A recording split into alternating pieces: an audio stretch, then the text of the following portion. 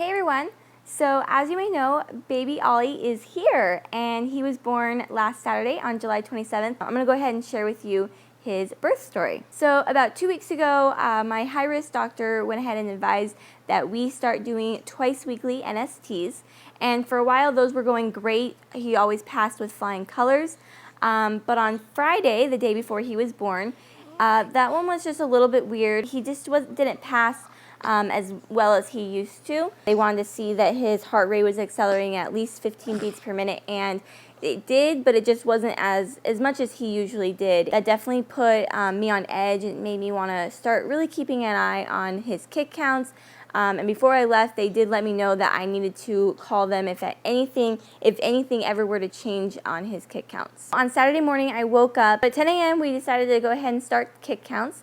And at about 15 minutes in, I had not felt any movement, which was strange because if you don't know, baby Ollie moves a lot. And so at 15 minutes, I started to really go, that's weird. 30 minutes in, still nothing. 45 minutes in, I still had felt no movement.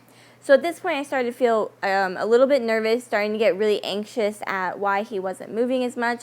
So after about an hour, I went ahead and called the on-call midwife, and she advised me that I just needed to relax, drink some juice, and have some crackers, and that normal kick counts, I don't normally do them until nighttime. And so she told me to just kind of take it easy and relax, and that if I didn't get a good kick count by the evening, that I may want to come in. At this point, it didn't really make me feel comfortable though, because although he wasn't getting sufficient kick counts, he also was just not moving at all.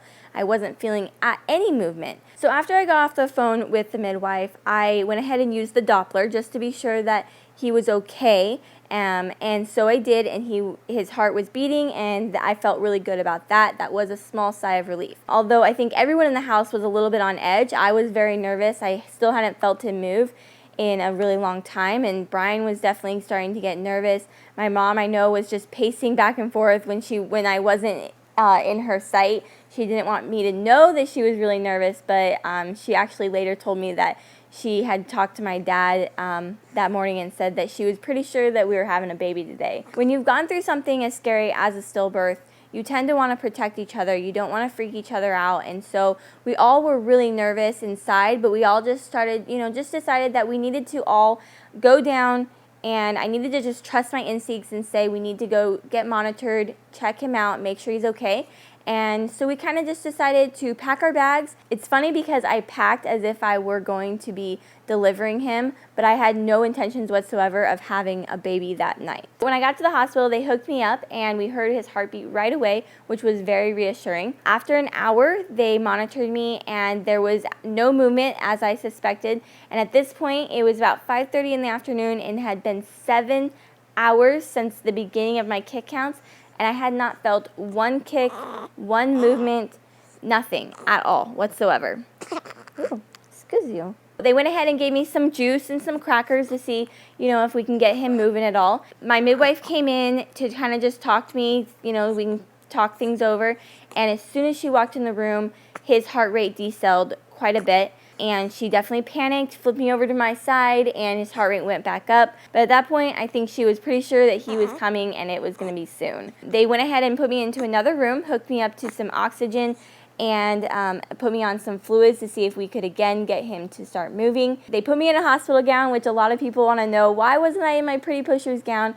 At that point, I really didn't think I was having a baby, and so I put on just a regular hospital gown to be monitored, but it turns out that was the one I was going to be delivering in. So my midwife started to talk about different things that we were going to need to do, that he was going to be coming, and if we were going to be induced, the different options that we could choose, starting with a Foley bulb, breaking my bag of water, starting Pitocin. But first thing was first was to figure out whether or not he was going to be able to handle the induction. They started with a biophysical profile. If you don't know what the test is, it basically gives him 30 minutes to do a few things. Basically, one of the number one things is to practice breathing for at least 30 seconds. So this was probably one of the scariest parts of the night. Basically, we sat there with an ultrasound, watched him, and for 30 minutes, there was absolutely no movement. it was really, really scary.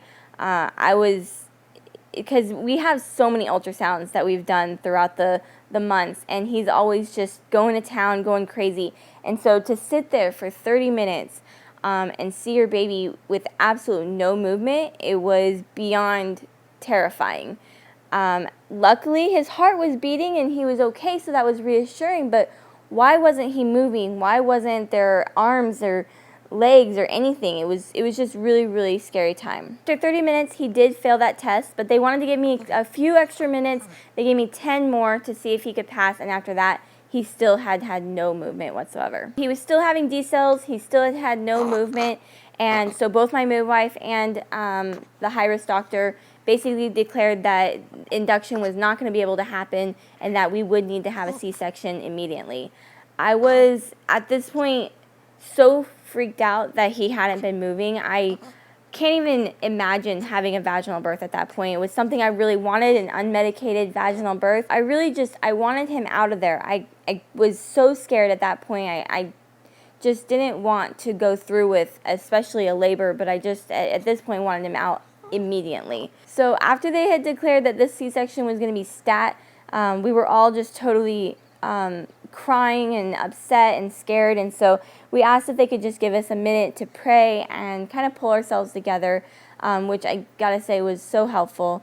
And a really, really cool thing was that I asked if both Brian and my mom could come into the delivery room, because I just felt like at this time I really needed both of their support, and luckily they did, and they allowed my mom, and that was really, really encouraging. They wheeled me into the operating room alone, and I was basically just laying there as they're prepping all around me, machines going on. I was really scared, but at this point just decided to shut down and start focusing on Oliver.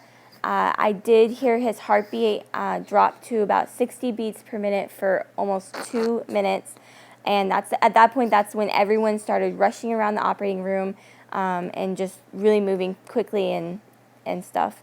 Brian and my mom entered the room, and Brian basically was standing right next to me holding my hand, my mom behind me. So after a few minutes, I hear a small cry from across the curtain, and then I know that he is immediately rushed away into another room. My mom let me know that he had a full head of hair. Brian went right after him, and basically I laid there for what felt like hours, and Brian kept coming back, letting me know that he was okay. He first told me that they were having to use oxygen on him, but then he came back and told me that he was off and that he was doing much better. And again, after what felt like hours, Brian and a nurse came and finally showed me my baby boy.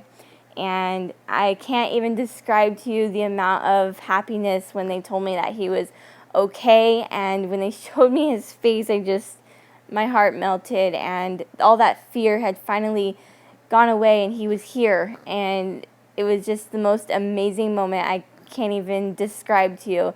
I would say the more amazing thing was just being told that he was okay.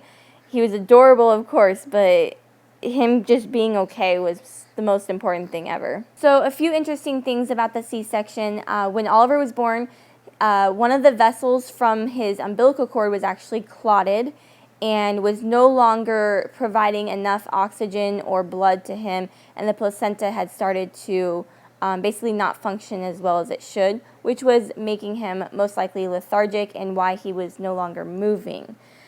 This is all just kind of what we're believing.